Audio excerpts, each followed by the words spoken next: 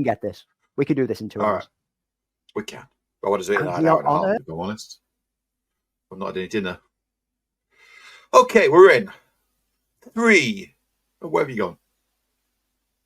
Andrew, where are you? Fuck's sake, you know when you're all ready and you accidentally click the wrong mouse button. Like, just going. All right. 3, 2, 1.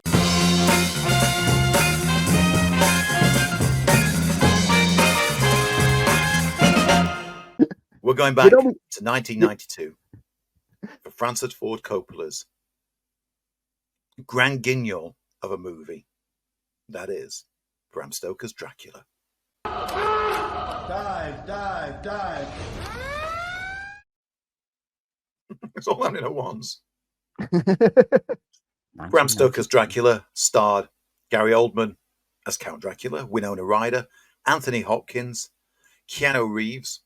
Who else is in it? There's a couple of others in there.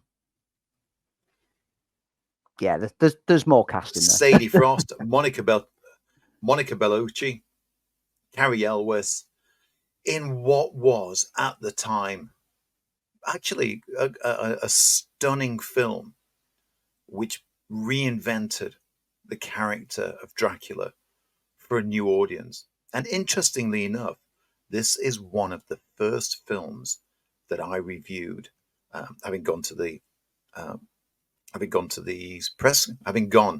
press screening, and it was one of my first radio outings. And I'm a little bit stunned that this film actually came out in 1992, which has suddenly aged me. But I've got some thoughts on it. Whether I love it or not, we shall figure out. But one thing about this film is you can't ignore it. Yeah. When this came out, it was, well, I was in Sheffield studying, and we went to what used to be the 3-screen Odeon near the City Hall to go and see it, and it was in the big screen in there.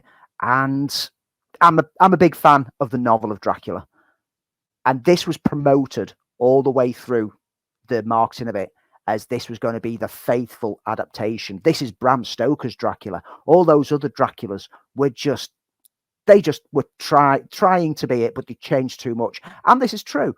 Every adaptation of Dracula, be it one which was actually called Dracula, or things like Nosferatu that just ripped off Dracula and did its own thing, they've all changed aspects, usually combining some characters together, limiting the cast down, or changing some of the flow of the story. But Francis Ford Coppola, no, he was going back to the original material and he was adapting it as a pure adaptation. And when I watched it for the first time, I loved it, but I also walked out going, that's not a pure adaptation. I enjoy what it was, and it was the closest that we've had, but it's made a lot of changes. Yeah. It follows the story that you'll have seen across all of the Dracula films, including the recent BBC adaptation.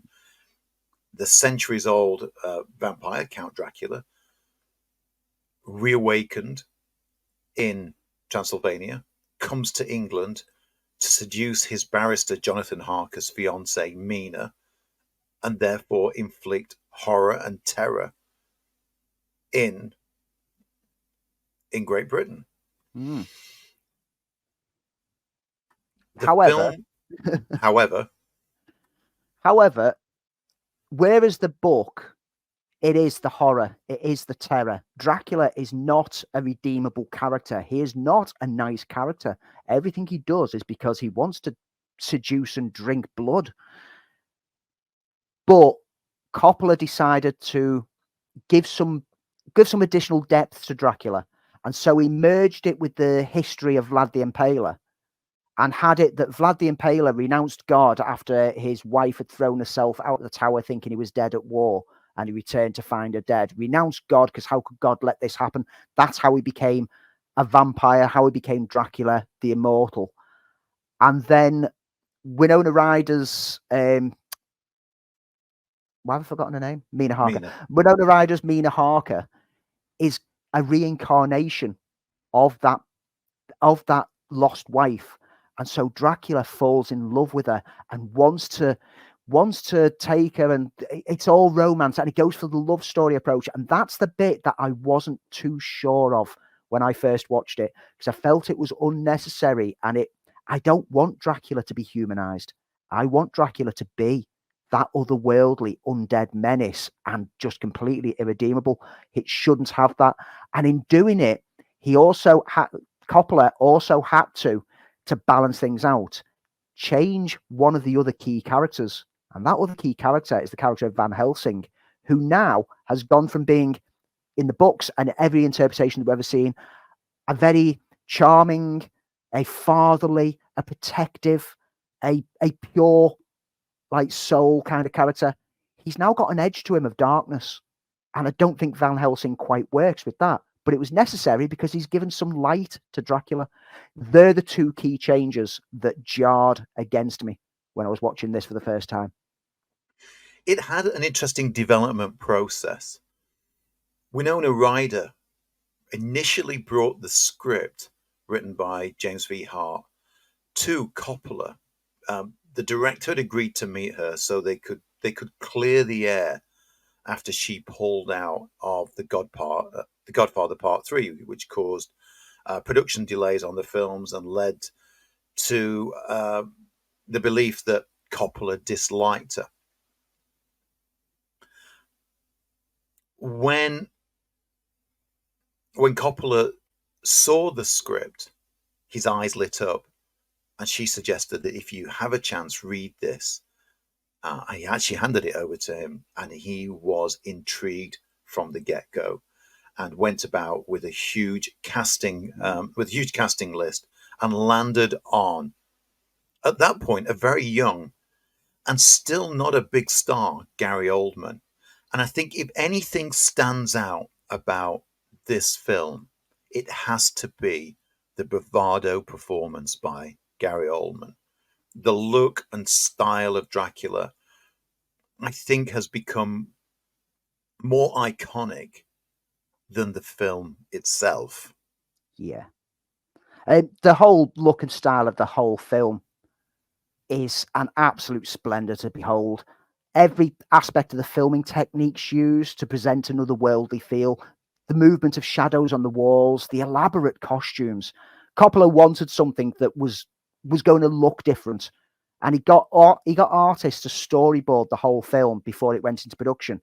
Then added music to it and inserted clips of, I believe it was Beauty and the Beast by Jean Cocteau, and artwork from like symbolists such as Gustav Klimt, which he thought represented the feel that he wanted. And he showed his design team this rough cut and said, give me this. And as a result, the visual style, watching it this week in beautiful high definition, it still holds up really well visually. The costume design throughout is authentic, but with a skewed otherworldly side to it. And there's things like the design of Dracula's castle that looks like a robed figure sat on a throne. It's just smart design work that it lends well to the film and actually benefits for all the flaws that I have with it as a purist of the Dracula novel. The visual style of it compensates and turns it into a cinematic experience for me that I'm willing to accept the changes that are being made. Now, it is overblown in the best sense of the word, and it is Coppola's vision of Dracula rather than, as we pointed out, Bram Stoker's vision. And he brings something fresh to the character, and by bringing in Gary Oldman, who delivers a groundbreaking for his career performance, and it's a performance that towers above everyone else because it's so over the top. It's such an extreme performance that everyone is cast aside in his shadow to a degree. And that's the problem I have with this film. I think it's beautifully romantic. I think the term operatic comes to mind. Yep. It's beautifully realized. It adds something different to the Lord of the Undead, and gives the character, no pun intended, a heart to be driven a stake through. However, there is something. There's more style than substance to this film. Yes, take away everyone's over the top performance. It's kind of okay. The big hole in it for me, and I love this actor a lot, is There's the elephant in the room. Keanu Reeves. Keanu Reeves is a real misstep as a performer. Now, originally, Coppola wanted Christian Slater, who turned it down and apparently regretted that. But Keanu Reeves doesn't have the acting ability to do first the accent, and then it's another task to make him seem believable, and he gets lost in the shadow of Gary Oldman and Anthony Hopkins. Yeah, rewatching that this week, Keanu Reeves, like you say, we do love Keanu Reeves. We've got nothing against him. He was just so poorly cast. His delivery of every line is flat. It's like he just stepped off Bill and Ted and was still playing Ted. It's all like, oh, there is the man himself. He is looking at me. And it's awful delivery. And it's given even more ridiculous nature by his body movements at the same time, because he's trying to be animated at the same time, but it looks like a mannequin being controlled by strings. And he's like, oh, well, I'm, and you might as well just be watching an episode of Thunderbirds. He's the weakest link within the whole thing.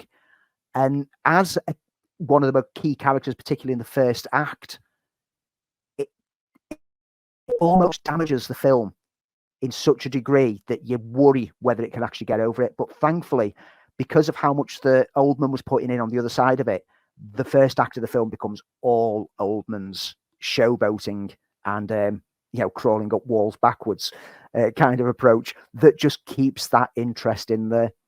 I need to say, on the flip side, Tom Waits as Renfield, whoa, that's my favorite interpretation of that character in great. any version. He is magnificent from his opening shot, which again, the style in which it's shot, because he's introduced from an overhead camera looking down at him with him like bending, contorting up and speaking upwards as he's trying to eat a fly. And straight from that, you get the distorted nature of this broken soul. And Waits is magnificent throughout, even towards the end when you know what his fate's going to be. You start to pity him, you start to feel for him. Absolute scenery chewing, yes, but done in the right way. There's a lot to like. There is an awful lot to like in this film. It's like a great dinner that is overcooked in places far too sumptuous, with far too many appetizers going off, and you're just left feeling sated, and maybe a little bit with the fact that you've overeaten by the end of it. I don't hate the film. I really don't. I like it a lot. I like elements of it rather than I like the whole thing. Yes, Oldman is incredibly over the top, but he's hugely charismatic. It is the version now that you associate with Count Dracula as much as Christopher Lee and Bela Lugosi. It is a landmark vampire horror film, and it is a fantastic and yet idiosyncratic adaptation of a novel which has never really been adapted properly, and I still think there's room to it. When we were talking about this, I mentioned to Andy that I think I prefer the John Badham version of the stage play, which starred Frank Langella. I think that is a better Dracula movie than this Dracula movie. Yeah. And a much more romantic version and a different take on the Count with Frank Langella's performance, which is based on the Broadway show. And it's not as flashy as Coppola's version, but I think it's a stronger version of Dracula. But if you haven't seen this, you will know it because it is so iconic, because it's been spoofed all over the place. I remember an episode of The Simpsons in particular, that there is some very familiar imagery in this film, and it is worth checking out.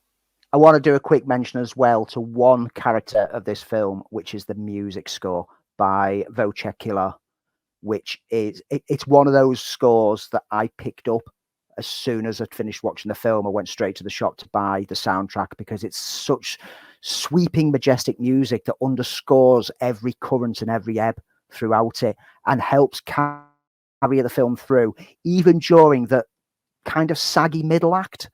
The score always makes you clear as to where your emotions are supposed to be getting led. I rewatching it this week, thoroughly enjoyed it. It's not a great film. I've still got my problems that I had with it at the start, but I'm willing to abandon them as long as I accept that this is not the definitive. And this is something that you get with so many different adaptations. You get it with Batman. People say definitive Batman. There's no such thing as a definitive one. They've not been done yet. And to this date, there's still not a definitive Dracula for the screen. But by using the diary extracts and the voiceovers for the letters backwards and forwards in this was the closest to the book that there's been. It's not perfect, but it's a beautiful looking film and it's well worth checking out. Dive, dive, dive. I love that sting. It always makes me laugh because I listened to this in the car on the way to work. It always gets to that bit, and it always makes me smile. So, as we previously said on the show, we are looking this month with an eye to Halloween, and all our films are going to be a little bit on the scary side. And this week, we're going back to 1998 for a combination of horror and sci-fi as we talk about, as we welcome you to The Faculty. Insert the trailer.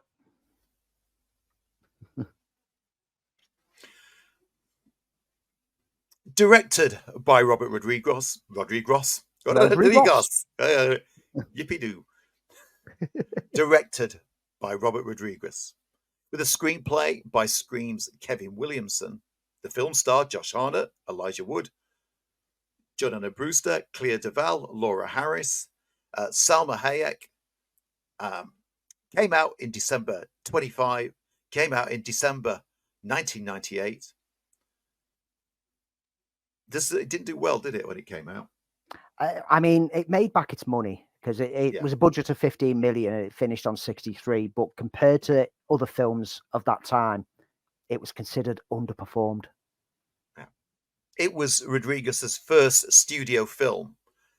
And while it didn't do well, or it didn't do great at the box office, it has now developed a cult following. Welcome to the world of The Faculty. So we were in an era post-Scream where Kevin Williamson ruled the teen horror films. And Robert Rodriguez had just come off the back end of his independent films. Had he already made... There had been... already made... El Mariachi, Desperado, and Dusk Till Dawn had already been out. He'd already made El Mariachi and Dusk Till Dawn, but this felt like his first proper studio endeavor, and it kind of lacks that kinetic energy that Rodriguez brings to his films. Yeah, but it's an interesting film that, upon seeing it again, there's quite a bit I liked, and that's mainly that homage to Invasion of the Body Snatchers and a little bit of The Thing. Yeah. It doesn't fit. When you look at El Mariachi, Desperado, and Dusk Till Dawn, they have his fingerprints all over them. He basically scripted, shot, edited, everything was him. This was a jobbing gig for him. And this is more a Kevin Williamson film than a Robert Rodriguez film. Rodriguez is simply pointing a camera and shooting things. But Kevin Williamson, for those who think, I know that name. Why do I know that name? Well, he started off with TV, with a hugely successful Dawson's Creek. No, that was a bit later on, wasn't it? He Yeah, made his Scream was name. great, wasn't it? Yeah, Williamson made his name with things like Scream, I Know What You Did Last Summer, then Scream 2, then Halloween H2O, and became really prominent in that late 90s, moving on to TV shows such as Dawson's Creek, which he wrote, created, and executive produced. The guy was all over. If you could define the late 90s with the name of one writer, it's Kevin Williamson. The same way that the 80s are John Hughes. You say John Hughes, and that's the 80s. The 90s were Williamson. And there's a reason why he was so well established at that era, because he tapped into all the tropes that we talk about very frequently on this show, but he knowingly tapped into them and he flipped them and played them different ways. Scream being the finest example of this, but even Halloween H2O did a good bit of genre flipping. It's self-referential. It's aware of what it is. And so when his name was tagged to the faculty, you kind of knew what to expect.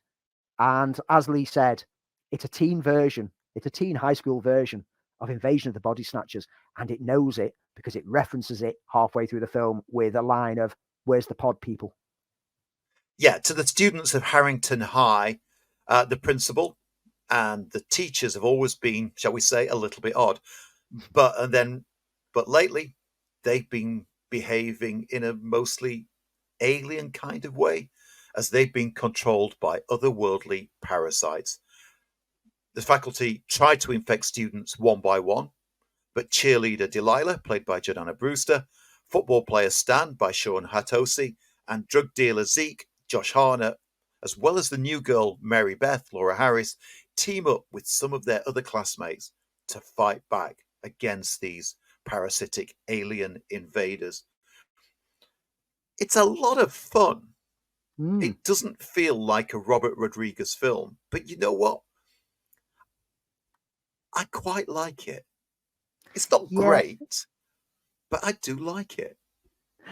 I rewatched it for the first time since it came out this week in preparation for the show. And it's one of them that it's been so long since I last watched it. I was worried it wouldn't live up to my memory. And the fact that it's not spoken about much, whenever people talk about Robert Rodriguez, no one ever talks about this.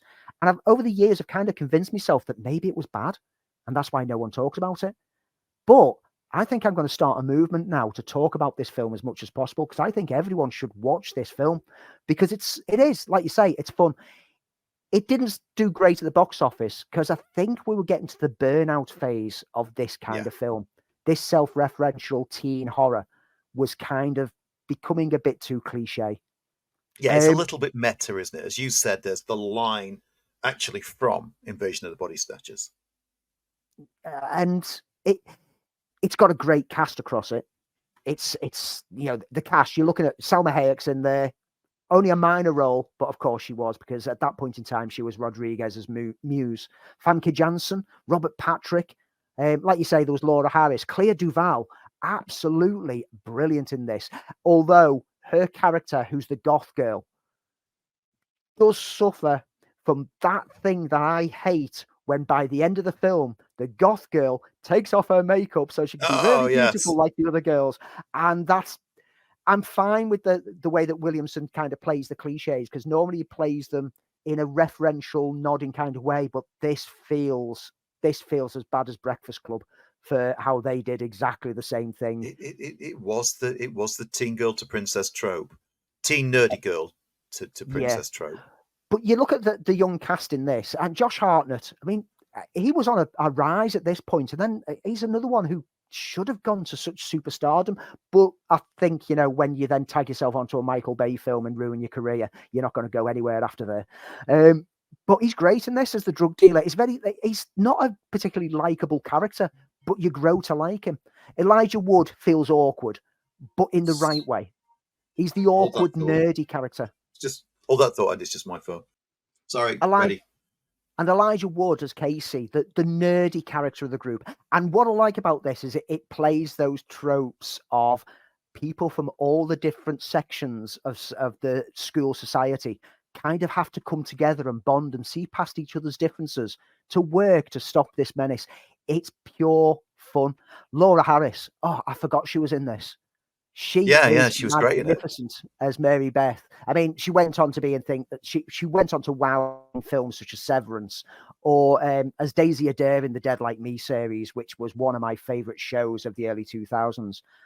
But it's one of those films that you look at now and you just sit for most of the time smiling and grinning at seeing these faces pop up who you might not have seen on film for the past 2 decades, because most of them kind of stymied their careers just after this.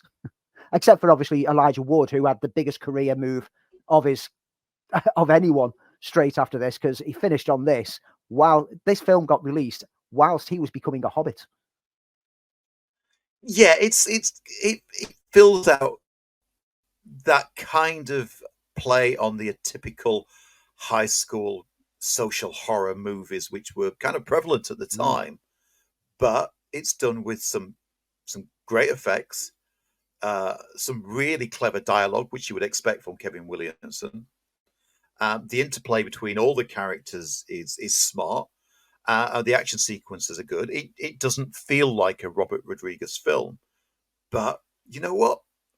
It is just a good time. You can't overthink it, because if you try to do that, it doesn't work. But it's more than just a typical slasher movie. That sci-fi element uh, um, gives it an extra point for me.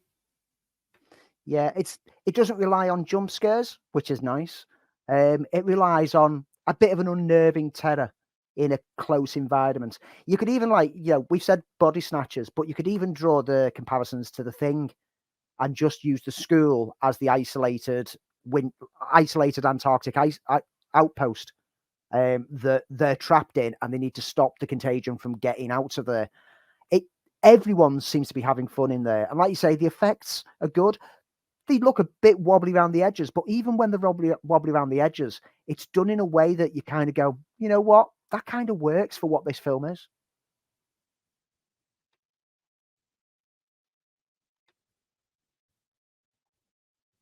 So I didn't know if you wanted to come in with something.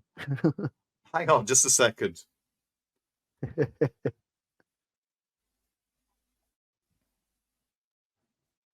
Well, I'll just quickly spin off to just say, What's you'd that expect coming from what? Have you got a noise coming through?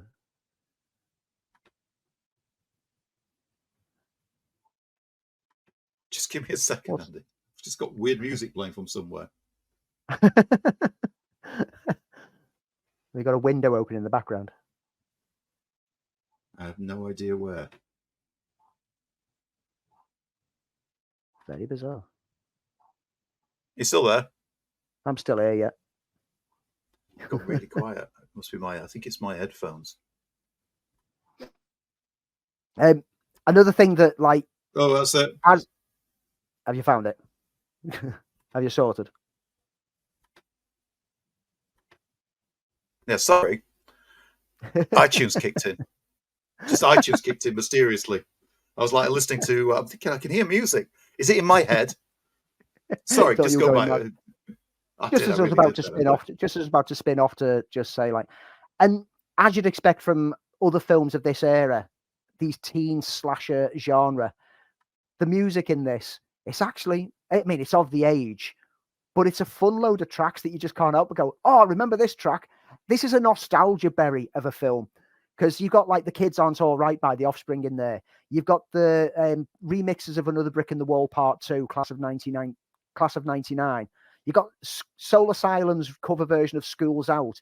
You just basically sit here going, oh, that track, add that to my Spotify playlist. Add that to my Spotify playlist, because Kevin Williamson films always did this. This is a Kevin Williamson film. It's not a Robert Rodriguez film. Rodriguez does a good job of it, but it's got no essence of Rodriguez in it, for good or bad, because bearing in mind he followed this with the Spy Kids films.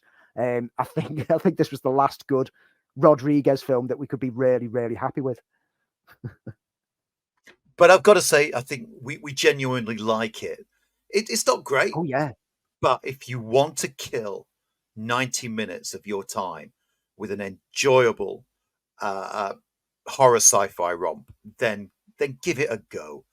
In this build up to Halloween, I think it fits perfectly in with a cold night a glass of wine, and I think you'll have a blast with it. Particularly if you're cine literate, because you will Yes. spot all the nods, all the references, and all the little tropes that they're playing with, and you'll enjoy how they kind of twist around them and have fun with them. And just watch it to enjoy Robert Patrick playing an absolute nasty piece of work who kind of becomes a nice person when he's possessed. Which is quite a nice way to flip it. And if we want to join the faculty, where can we find it? Very easy. If you're in the UK, if you've got Sky Movies, it's on Sky Movies right now. If not, go out there and get the DVD or rent it on any streaming service. It's out there. It's well worth picking up, and it's worth adding to a collection. Now I've rewatched it for the first time in so long, I'm going to get myself a nice Blu-ray copy of it to add to my collection, because I will be revisiting this one next year for the Halloween period again. And now it's time for this week's deep dive. And in this build-up to Halloween, going down. Dive.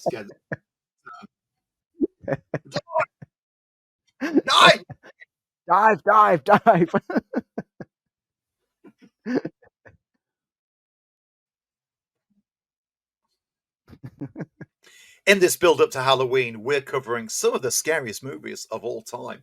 And this is a classic. Came out in 1973, starring Julie Christie, Donald Sutherland. It is Don't Look Now. I said don't look now! I've looked. What happens? Oh, you've looked. You've spoilt your Christmas.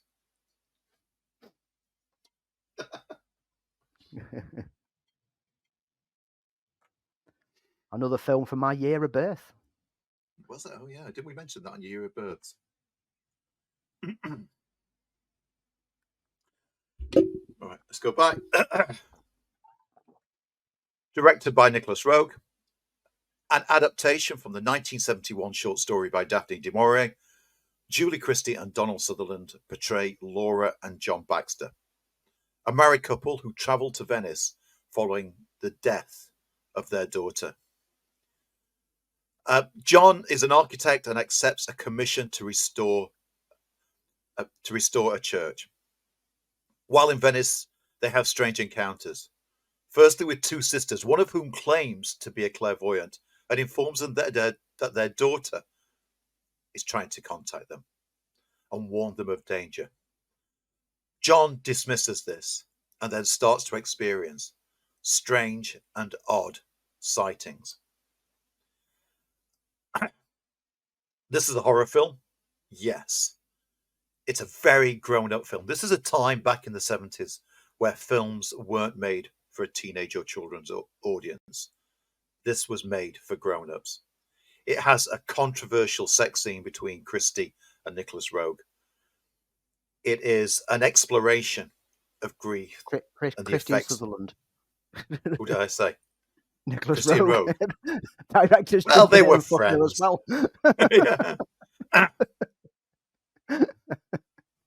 This has a controversial and explicit sex scene between Julie Christie and Donald Sutherland.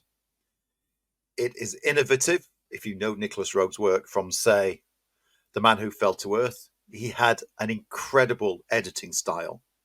It's also a film that deals with grief, the loss of a child, and the loss of love between a relationship.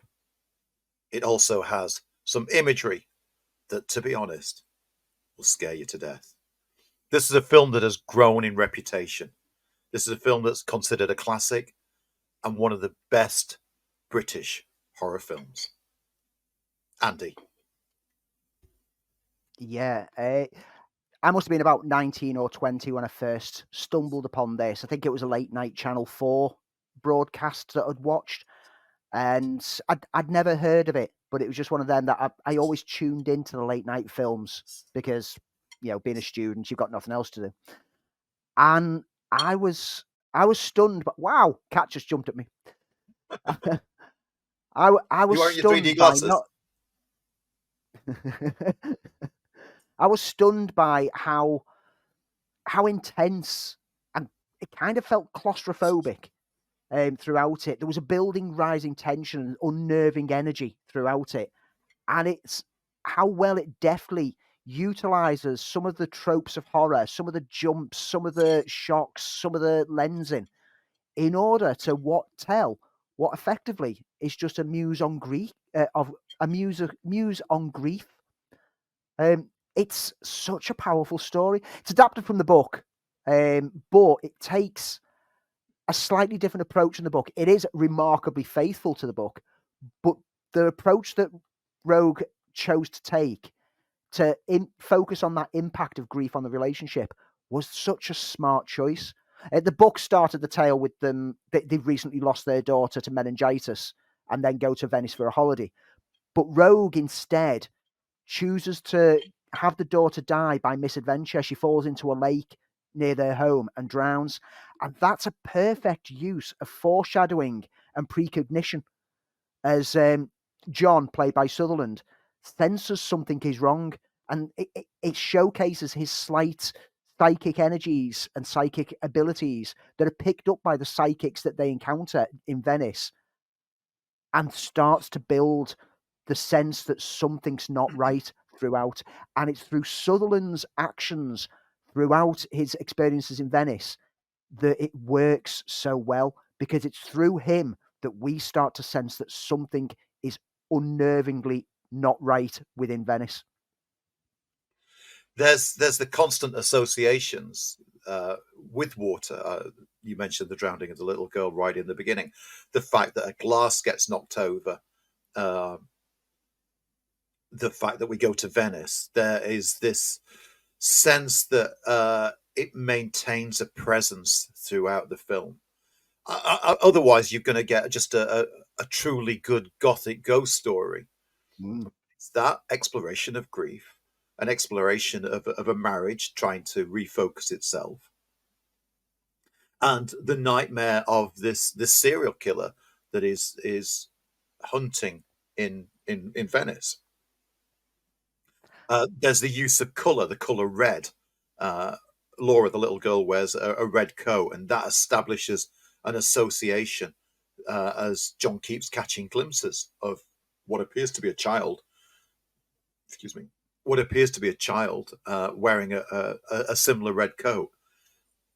It plays with time and space at one point where sees the future, and he becomes a bit of a voyeur to his own life throughout what is real and what isn't real. I have to say that the ending, along with sort of Nicholas Rogue's fragmented editing that he did, his innovative style of editing, really, really unsettles me. This film still unsettles me. It's a beautiful and brilliant film. It's scary, and not in the way of that one would think of a ghost story. There are moments which are absolutely terrifying, and especially the ending. And yet, it's a beautiful film about a relationship that's trying to rekindle itself after tremendous loss. It is such a great movie, and I don't think. And I love Sutherland. This is Sutherland at the height of. He's a peak of his career. He and Julie Christie, I don't think, were ever better, and that's saying a lot, because Donald Sutherland and Julie Christie have been in some fantastic work. Yeah, this is the film in which the final revelation, which we won't spoil for anyone who's not seen it. I know it's 50 years old, but there's always someone who stumbles upon old films for the first time. It offers a shock, one of the best shock twists that you'll ever get. And it serves to clarify some of the elements from earlier in the film that might have been a bit muddled or confused. But foreknowledge of the reveal of this doesn't actually result in the film being weaker. And it was on repeated viewings that I started to appreciate more and more the layers that were put into the film, the nuances of grief that are so realistically played out. In the early scenes in Venice, the couple are very cold and distant to each other. Laura is on medication since the loss of their daughter. John has thrown himself into his work. They are distant. He's restoring the church to its former glory. However, after the encounter with the psychic sisters, Laura kind of finds a new lease on life. She finds a reason to live. And the change in her demeanour warms the relationship back up again, which leads to the controversial sex scene. That did they or didn't they? That's been speculated for decades, and no one will ever know the complete truth. But it was suggested that maybe the actors got a bit too intimate on set in front of the camera. But you see them kind of bond together. They kind of become a unit again. They kind of become a couple again. But then Laura becomes more and more obsessed with the idea that their daughter's spirit is with them, while John starts to become obsessed with the thought that she's actually still alive. And that separates them again and moves them to another stage of like realizing that this relationship is over.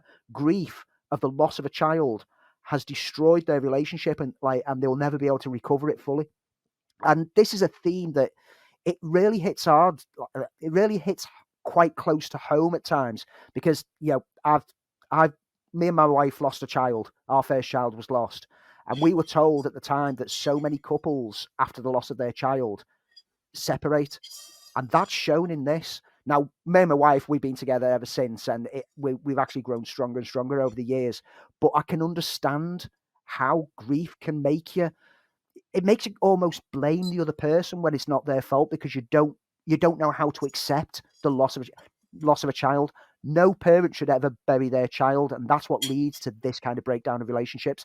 And I think it's handled absolutely realistically, brutally, and perfectly within all the emotional layers of this film. This was Rogue's third film after The Magnificent Walkabout and Performance. That was his third film, wasn't it? Yeah, I think so. Yeah. Because he then went on to do Man Who Fell to Earth. Yeah. And then subsequently went on to make Man Who Fell to Earth. And all of his films have this sort of sense of time all happening at once. And we said that the way that Sutherland's character has almost a precognitive look at the world in certain scenes. And it adds to the unease and the general sense of surreal that the film starts to become as we move through it. It's a film that still, for me, packs a punch. Yeah. Even now, as Andy said. So as you said, the ending, once you've seen it, it sort of hits you hard. And I can't remember where I'm going with this. And watching it again, it doesn't lose that momentum. It still feels like a fresh shock. I remember that image burning itself into my brain for an awful long time. It is a fantastic film that works on many, many levels, as we said, and I think it is my favourite Nicholas Roeg film. I concur entirely with that one. It's a film that I've revisited multiple times, and I'll look forward to revisiting it again in future years. It's one of those films that you just feel is perfect in the way that it tackles everything. Oh, yeah. Sutherland and Christie, you've already said, are fantastic. We're going to just do a specific mention to the genuine look of angst and grief on his face when he pulls his daughter out the lake is the most powerful image that has ever stuck in my head. I can see it in my head now, and it feels real. It's such a great performance. He was at the peak of his game. This film is a sterling example of an independent filmmaking era, of independent filmmaking from an era when build-up, drama, and development of characters was far more important than shocks and scares. And the pairing of the best two actors of that time really complements the whole thing.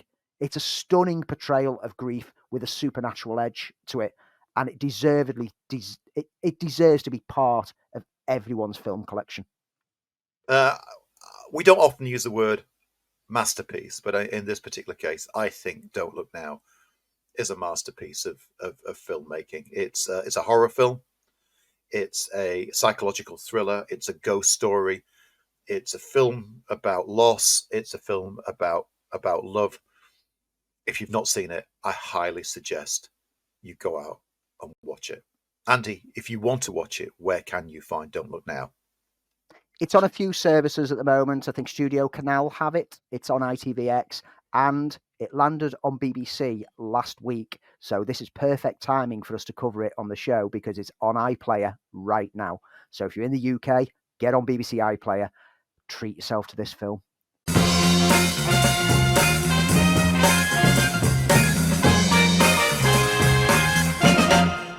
Like COVID, we are everywhere.